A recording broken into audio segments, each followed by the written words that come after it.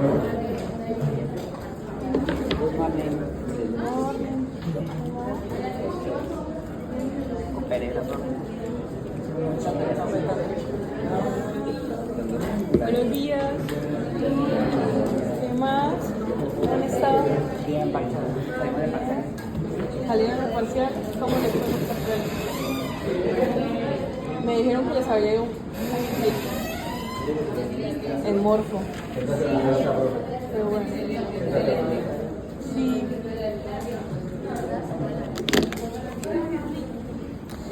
Bueno, con este tema yo he tenido una serie de conflictos porque es absurdo, bueno, y con todos los temas, es absurdo el tiempo que les dan a ustedes para ver los sistemas. Entonces, ustedes como cosa suya digan, ay, deberían dar más tiempo. Porque es que hoy vamos a ver hemostasia, coagulación y sistema cardíaco. Yo les voy a contar que hay sangre y que hay corazón, porque no nos alcanza el tiempo para más.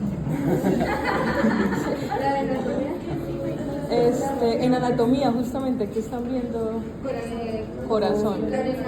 Ya lo terminamos. Ya está bien. sistema respiratorio. Y es que Carlos solamente una clase que tuvimos con Fabián. ¿Y qué vieron en cardio? Corazón. Exacto, dígame. Corazón y la irrigación de venas y arterias superiores y inferiores. Las principales. No hay irrigación del corazón y vascularización de superiores, inferiores, También de cara. hasta acá para También de cara. Tejidos. Pero fue muy Pero sí, general. como O sea, rápido. fue muy rápido. Esta de aquí sale acá, se divide y esta queda acá. La más importante es facial, literal así decía. O sea, las cosas. Como La más importante para la prensa fue una locura. O sea, Entonces decía, no se prende esa, pero esa se desala. Esta es importante. Y ahora, esta no Ustedes sacan sangre de aquí, de entonces. la radial. Esta nos dijo, esta es la importante, esto es lo Bueno. Entonces, para cuando ustedes hablen con su representante estudiantil de microbiología, díganle, venga, deberían dar más tiempo.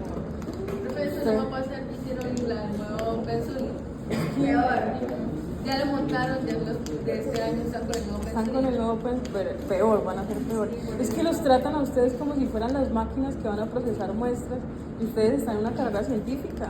Les guste o no les guste microbiología clínica, o les guste o no les guste microbiología de investigación, que deberían darles, no sé, por chisme, pero bueno. Entonces vamos a ver hoy que es muy general.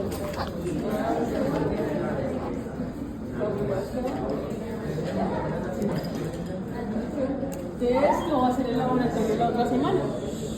Entonces, si ya reclamaron guía, no han reclamado guía. ¿Ya? Entonces, de esto va a ser la próxima semana el laboratorio. Eso quiere decir que otra vez vamos a sacar sangre. Entonces, otra vez vamos a necesitar voluntario para que dé sangre. Sí. Voluntario que haya desayunado, voluntario.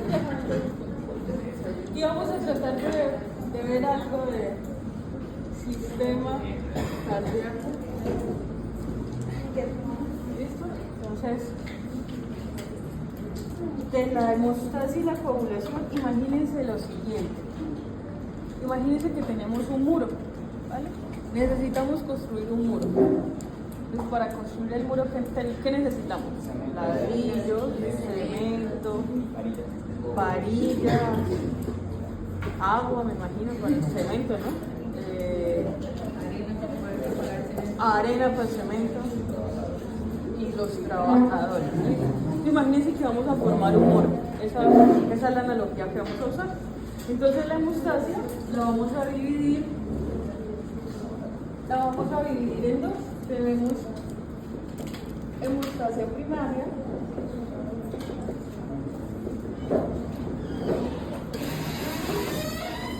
que es la que se activa cuando usted se corta. Cuando usted tiene una cortada chiquitita, una herida pequeñita, o incluso heridas que ustedes no se ven, pero que nosotros las estamos teniendo a lo largo del día. Cuando caminamos, nosotros rompemos fibras musculares, rompemos tejido y se va reparando. Entonces, el encargado de iniciar la hemostasia primaria es un daño en el tejido vascular. Entonces, imaginémonos que este es nuestro vaso sanguíneo. Nuestro vaso sanguíneo estaba íntegro, pero aquí yo me corté. ese daño tisular,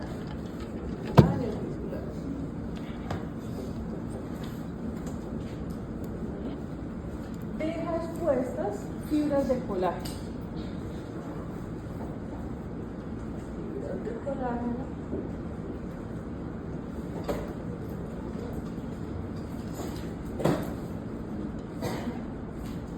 Y deja expuesto una cosa que se llama factor tisular. Fibras de colágeno y factor tisular. Eso vamos a tenerlo guardadito porque nos va a servir para la siguiente parte de la constancia. Pero el daño tisular deja abierto o deja expuesta estas cosas. La primera respuesta que vamos a tener es que este vaso sanguíneo se va a contraer. ¿Sí? Entonces hay una vasoconstricción.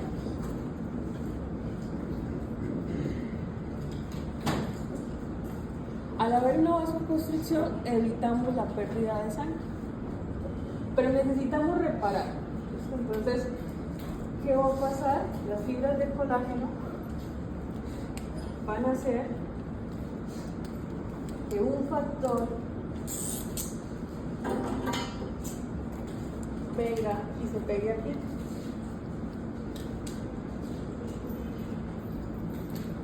Ese factor se va a llamar el factor 8 o alias el factor de von Willebrand.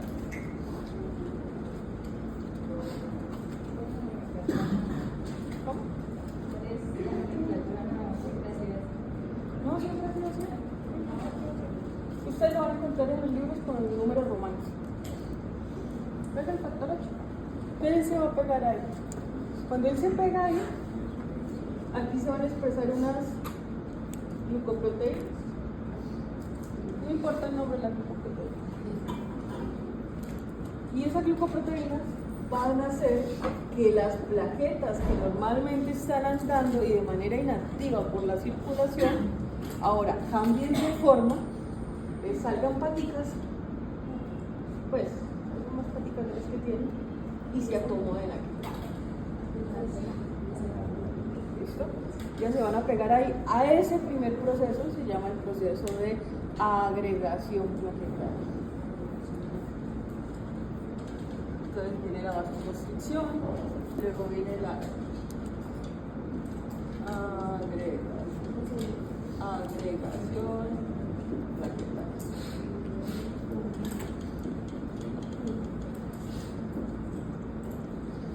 Sí, pero ese todavía está, esa pared todavía está un poquito débil. Entonces necesitamos poner más ladrillos. Entonces esas plaquetas, dentro de ella hay una serie de gránulos, esos gránulos se liberan y aparece lo que se llama el tromboxano A2. ¿Listo? Tromboxano A2. No importa. Pero entonces ahora imagínense que las plaquetas tienen, ese tromboxano es como si fuera una mano.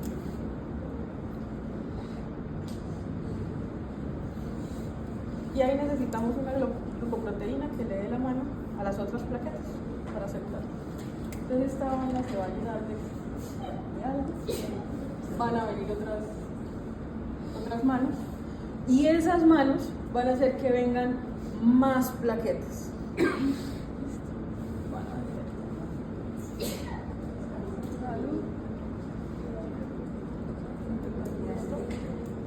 A esa segunda agregada de plaquetas la llamamos agregación plaquetaria.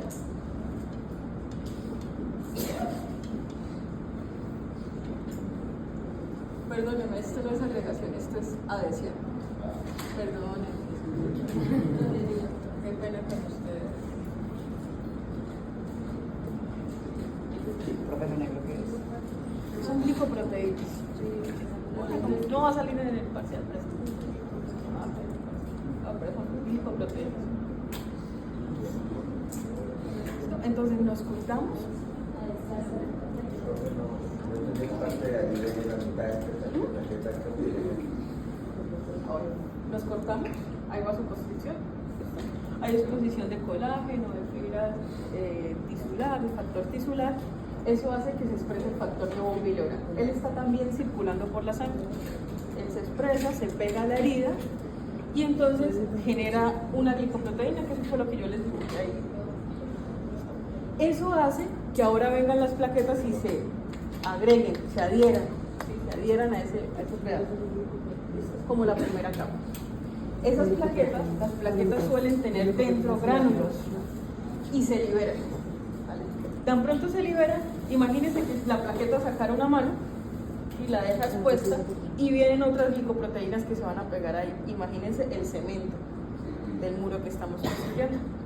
Se pega, ese cemento queda expuesto y vienen otras plaquetas, que a eso se le llama la agregación, se van agregando más plaquetas, ¿listo? Es decir, más ladrillos.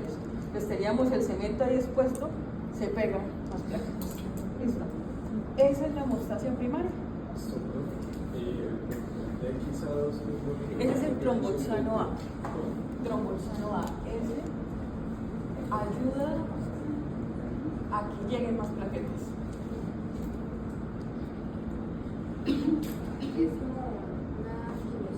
Es como una... Sí, creo que sí. Ustedes o nosotros la inhibimos con medicamentos antiinflamatorios. Dime. Ya se perdió. Entonces, en este caso, la glicoproteína Sí. Y esas glicoproteínas andan, están en la superficie de las membranas de las plaquetas, pero solo van a actuar cuando se empiezan a añadir. ¿Sí? Es una cascada o es un proceso de retroalimentación positiva. Entre más plaquetas tengo, más plaquetas voy llamando. Ese es el proceso de hemostasia primaria.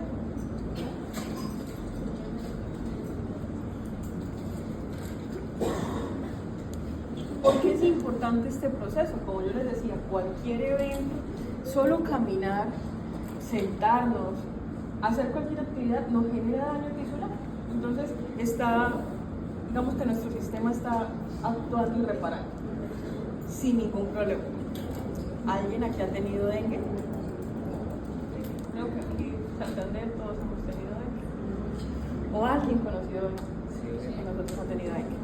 ¿Cuál es el afán de las personas o la preocupación que tenemos con las personas que tienen dengue? Que las plaquetas se caigan. Entonces imagínense que las plaquetas se cayeron y yo les estoy diciendo que solo con caminar nos generamos daño. Si no hay plaquetas, entonces el proceso de hemorragia es muy grande. ¿Sí? Por eso una prueba muy sensible y que la gente suele despreciarla por ser tan fácil de hacer es la prueba del torniquete. Usted se pone el torniquete o el brazalete de tomar la presión arterial, lo insufla, lo tiene 5 minuticos. Si alguien tiene dengue, le van a aparecer puras puntas, unas manchitas rojas. A eso se le llaman petequias, eso es sangrado y es un indicador de plaquetopenia, ¿sí? O trombocitopenia, es lo mismo que plaquetas bajitas, ¿vale? Voy a dejar aquí pintado esto y me voy a pasar por acá. Entonces aparece el otro proceso que se llama el proceso de hemostasia secundaria.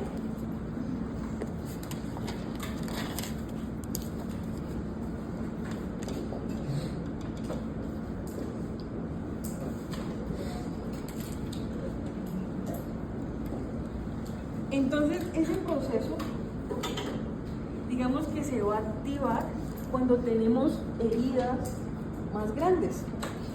Si fuera solo una cortadita pequeña, con esto lograríamos hacerlo. Pero si tenemos una herida más profusa, estábamos cocinando y nos cortamos con el cuchillo de la cocina, ya la herida es más profunda.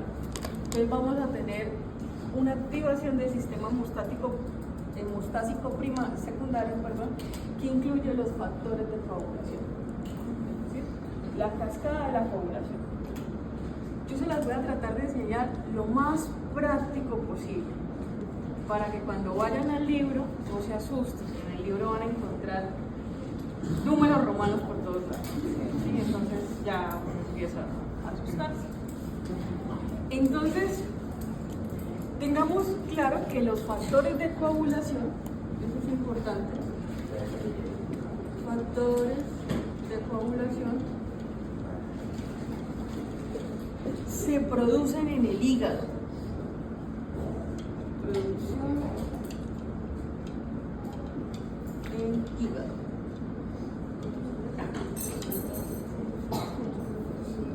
En el hígado. Eso quiere decir que si tenemos una persona con problemas hepáticos, los factores de coagulación se van a dañar y el proceso de hemostasia secundaria se daña. ¿Quiénes son personas con problemas en el hígado? En nuestro medio, personas que sufren de cirrosis hepática. La cirrosis es una de las causas, es el alcoholismo. Claro, podemos llegar a cirrosis por otras cosas, infecciones. Entonces, también personas con hepatitis A, B y C, que pilas que la hepatitis C, la infección por hepatitis C ha incrementado en nuestro medio la infección de transmisión sexual y de hecho es un factor predisponente para cáncer de hígado. Entonces, personas con problemas hepáticos tendrían problemas en la síntesis de factores de coagulación. Segunda cosa que nos interesa es que tenemos 3 vías aquí en la hemostasia secundaria. Tenemos una vía intrínseca,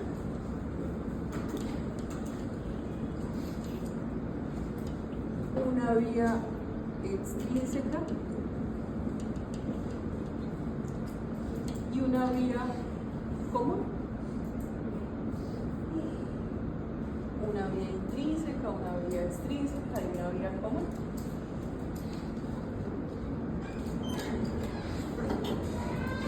La vía intrínseca es más larga.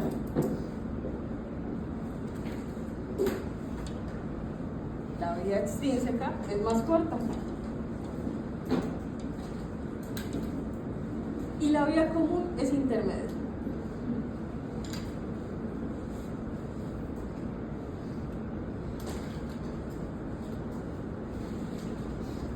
El objetivo de todas esas vías es que formemos algo que se llama un coágulo estable, es decir, un muro estable, y ese coágulo se llama el coágulo de fibrina.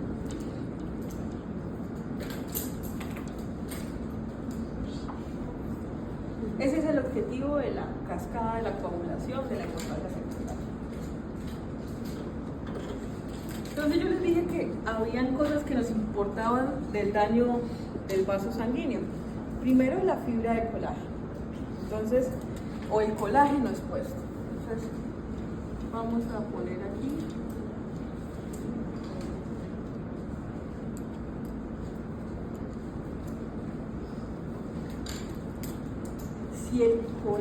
Si hay colágeno presente, entonces vamos a tener lo siguiente. El colágeno va a activar al factor 12. Se los voy a hacer en números arábigos, pero acuérdense que están en números romanos. El colágeno activa el factor 12, el factor 12 activa el factor 11, el factor 11 activa el factor 9 y el factor 9 activa el factor 10. Pero para que el factor 9 pueda activar al factor 10, va a aparecer por allá uno que yo les dije que se llamaba el factor 8. El factor 8. Entonces, el factor 9 con ayuda del factor 8 va a activar el factor 10. A este. No, mentira, sigamos.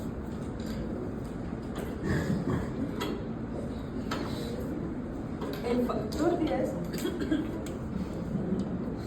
activar al factor 2. El factor 2 al factor 1.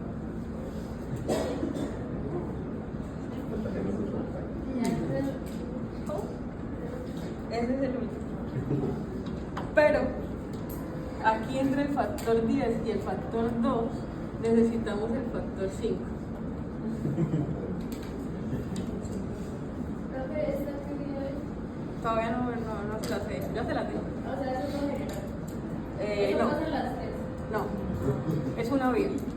Si quieren cópienla así, es que tiene su mnemotecnia. Yo no creo que eso sea la cosa. Es que tiene su mnemotecnia. Este factor 5, ponemos factor 5, pero realmente es calcio.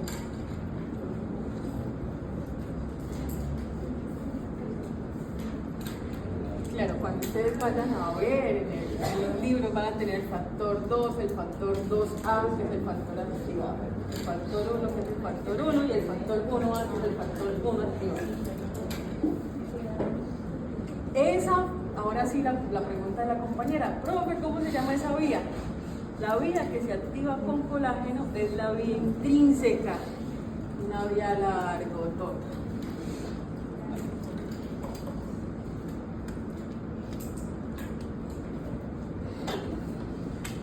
Si tenemos factor tisular, entonces va a aparecer el factor tisular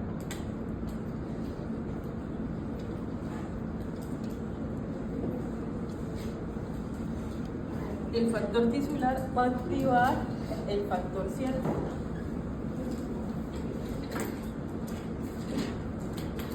Factor 7.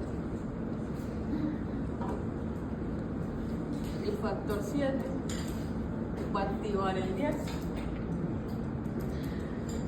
El 10 al 2, el 2 al 1. O sea, esta vía es la vía extrínseca. El 7 y el 10 son la vía extrínseca. Y el 2 activa 1. Y el 2 activa. O sea, la vía común, ¿cuál sería? 10, 2 y 1. Ah, ¿Sí? con razón. Pero imagínense que adicional a... Ustedes se van a aprender este número.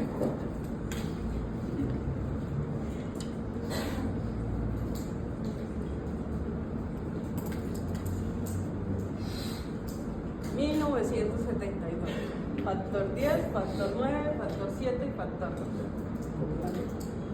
¿Por qué se lo van a aprender? Porque esos factores dependen de la vitamina K.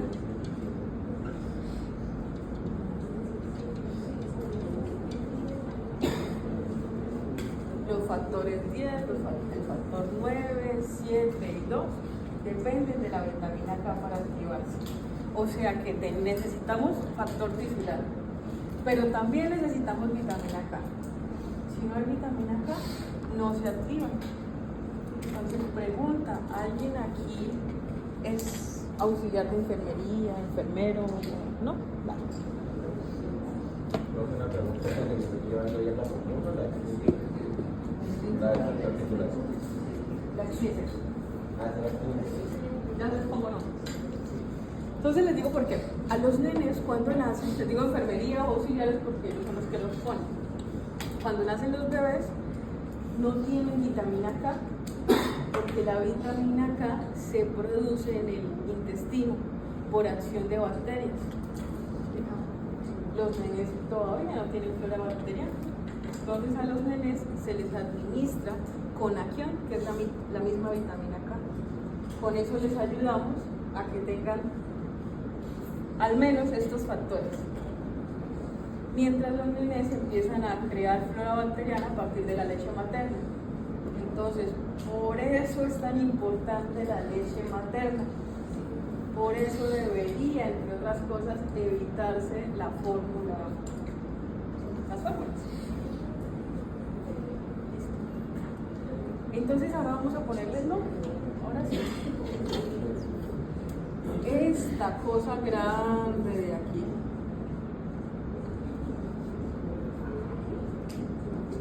Esta vía grande de aquí es la vía intrínseca.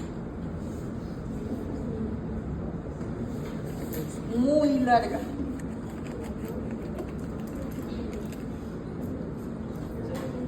La intrínseca.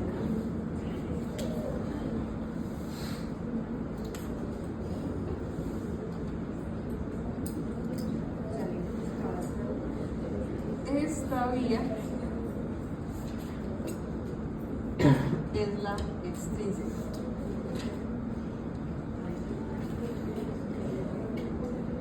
Y esto ¿Son los 7 días? ¿No era 7 días, 6 días? La extrínseca. Ah, ya. esto es la vía común. ¿Sí, cierto? ¿Sí? ¿Ah, no se incluye? Ok.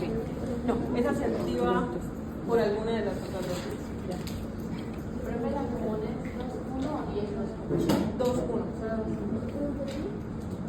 La común es. Común 2-1.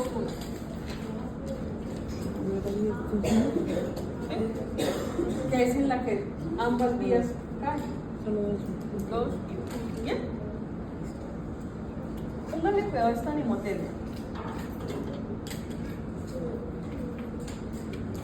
Si ustedes ven,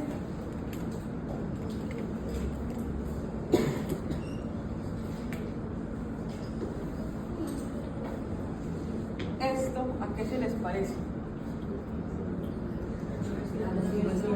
¿A una qué? Una pistola. ¿O un secador de pelo? No. No me dañen la anemotermia, a una pistola. ¿Listo?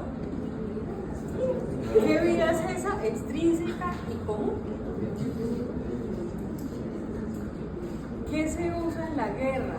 Las pistolas. Ustedes que son bilingües, ¿cómo se dice guerra en inglés? War. La war. Farina. La warfarina es un medicamento anticoagulante. Él actúa inhibiendo esta vía. Warfarina. Actúa inhibiendo esta vía. En cambio, tenemos otro medicamento, que a ese sí no le tengo hemotermia, que actúa sobre la vía intrínseca. Realmente actúa sobre los factores, sobre algo que se llama la antitrombina. Antitrombina 3. Antitrombina 3. Ese medicamento se llama heparina. Heparina. Antitrombina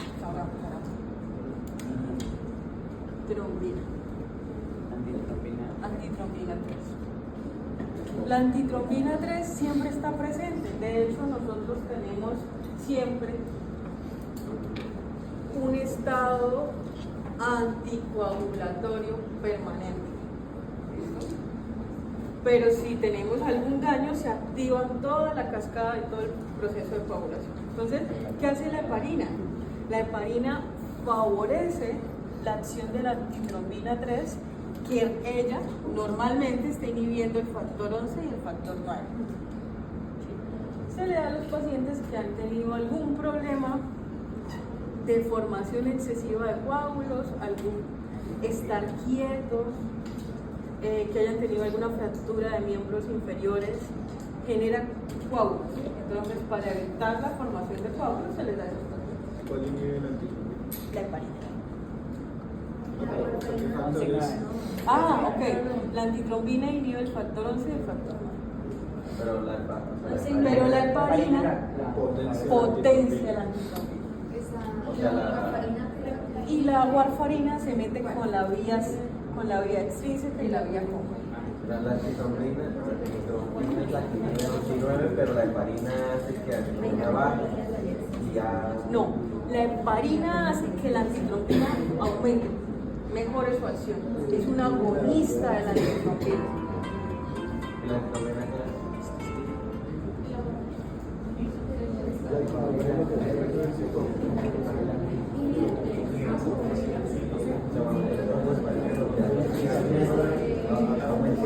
¿Listo? Entonces, la antitrombina siempre está activa para que no haya coagulación. ¿Sí?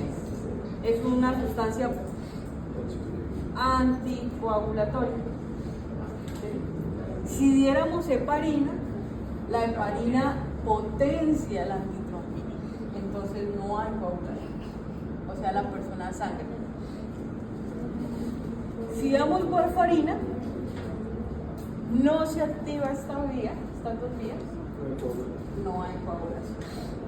Profe, ¿cuándo se da warfarina y cuándo se da heparina? No sé, es que eso depende de cada enfermedad. ¿De qué factores?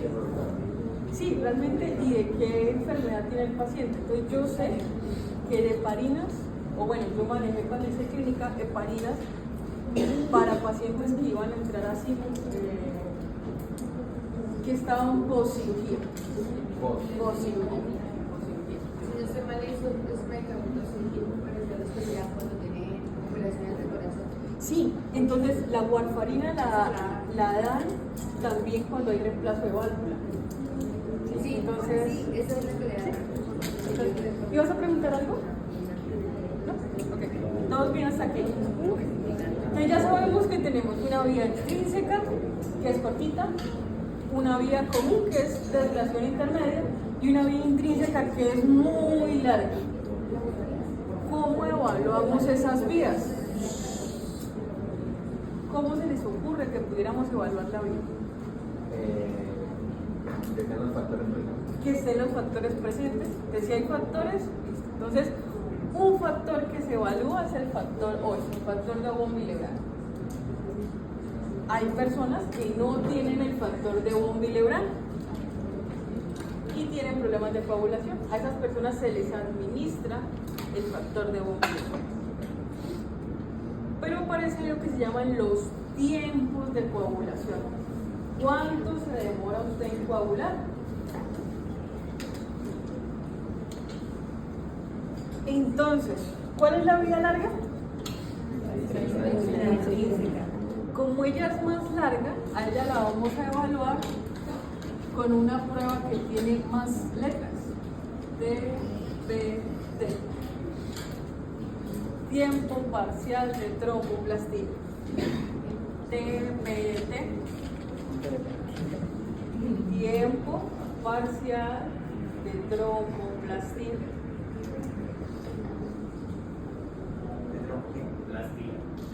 Tiempo parcial de tromboplastina.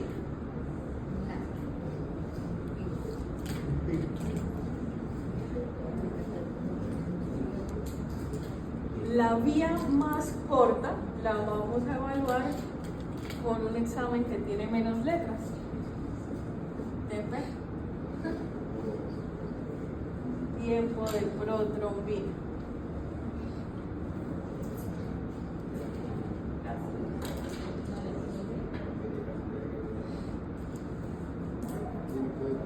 Protrombina. Protrombina. Protrombina.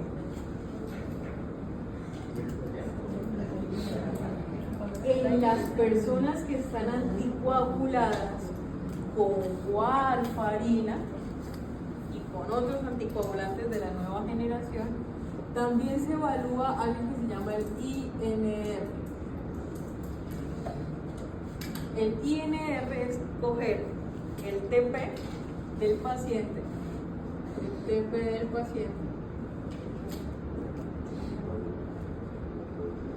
sobre el TP normal o estándar para el laboratorio en el que usted trabaja. ¿Sí? ¿Por qué para el laboratorio en el que usted trabaja? Porque los reactivos pueden ser diferentes. Entonces, cada reactivo trae y dice, este es el TP que usted va a utilizar. Como la vía intrínseca acá es más larga, pues se va a demorar un poquito más. Es como de 25 a 35 segundos. No minutos, segundos.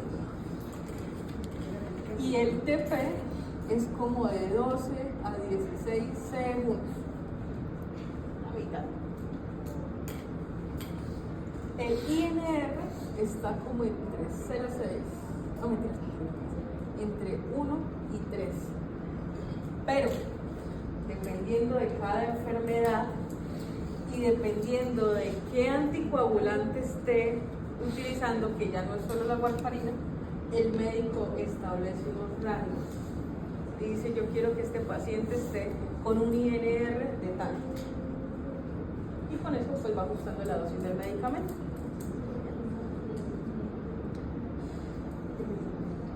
Hasta aquí, más o menos, es el INR. Pregunta de parcial. Esos bonos que yo les doy. Si yo tengo exceso de calcio, ¿qué pasaría con la coagulación? Se aumenta.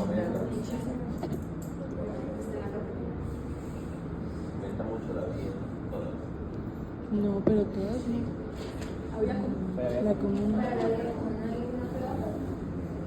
¿Por qué la misma?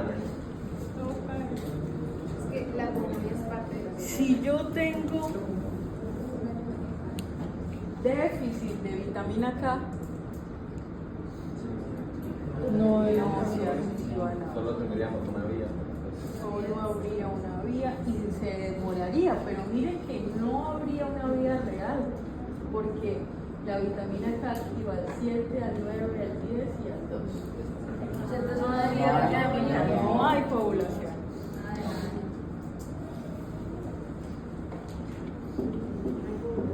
¿Con qué mediría yo la hemostasia primaria? Con plaquetas.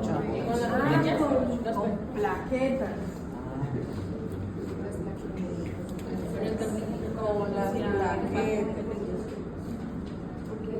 Las plaquetas están entre 150 y 450 mil.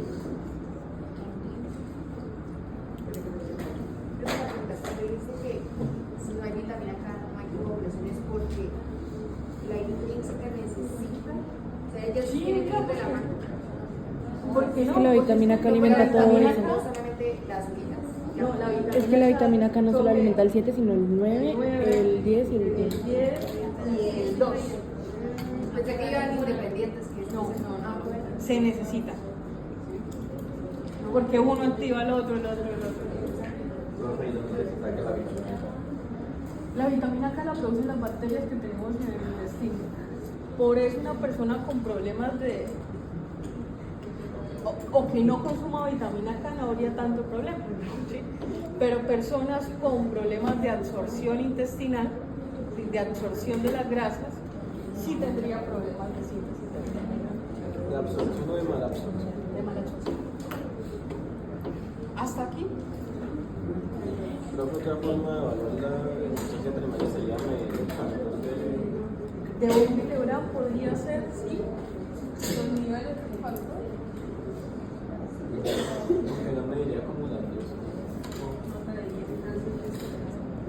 Entonces, sí o sí, la hemostasia va a arrancar por este lado. Plaquetas, vasoconstricción, Bos-Willebrand, agregación, adhesión, agregación. Si la herida es muy grande, entonces pasamos a factores de coagulación. Si no hay presencia de colágeno, o siempre va a haber. Debería haberla, porque si hay daño tisular, sí se expresan las. Eso quiere decir, buena pregunta, si no hay colágeno, realmente se expresa. Eso quiere decir que nunca se activa la una o la otra, ambas van al tiempo. ¿Sí? O sea, profe, ¿cuál es cuál? Ambas van al tiempo.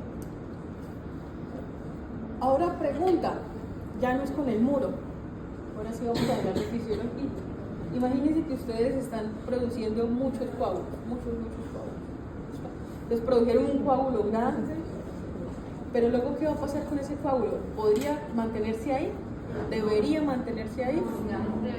Debería mientras hay reparación del tejido. Una vez ocurre la reparación, porque entonces las fibras del colágeno empiezan a... La fibrina termina en colágeno y reparamos, deberíamos luego retraer y quitar ese coágulo. ¿Sí? Si no se quita, nos morimos. Entonces aparece un proceso que se llama el proceso de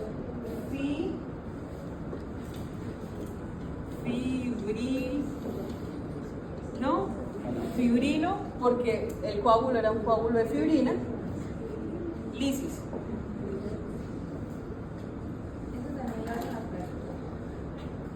Las plaquetas ayudan, sí.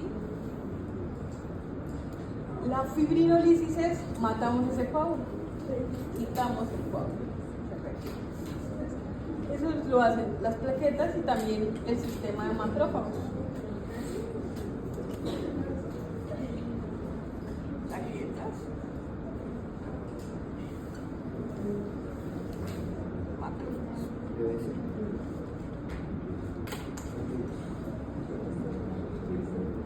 ¿Con qué evaluamos el proceso de fibrinolisis? Con una prueba que se llama el dímero D.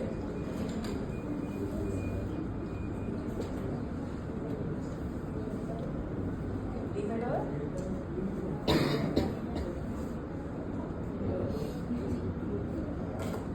Entonces, si logramos reparar, debemos quitar el coágulo. Seguimos viviendo felices. Cosas con el dímero D, para que ustedes puedan hacer un poquito la correlación. El dímero D se ha encontrado incrementado en pacientes COVID, pacientes con desenlaces no tan chéveres en el COVID, se encontraba el dímero D muy elevado, es decir, el pronóstico fue malo en esos pacientes. Pacientes que tienen destrucción, les producen muchos coágulos y los están destruyendo, entonces se evalúa el dímero D y se encuentra muy elevado. ¿Qué pacientes son? Claro. Imagínense que usted va en un vuelo, usted va de aquí para Asia, el vuelo dura 18 horas y usted está quieto todo el día. Usted está joven, 18 horas, usted está quieto, usted está joven, no hay problema, usted de pronto se va y levanta el baño. Pues están los abuelitos que no son jóvenes y ya tienen deteriorado sus sistemas.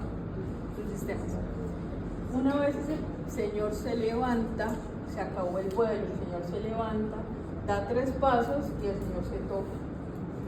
¿Qué pasó?